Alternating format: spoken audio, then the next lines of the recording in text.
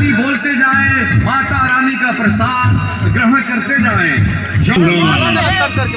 माता रानी का भंडारा।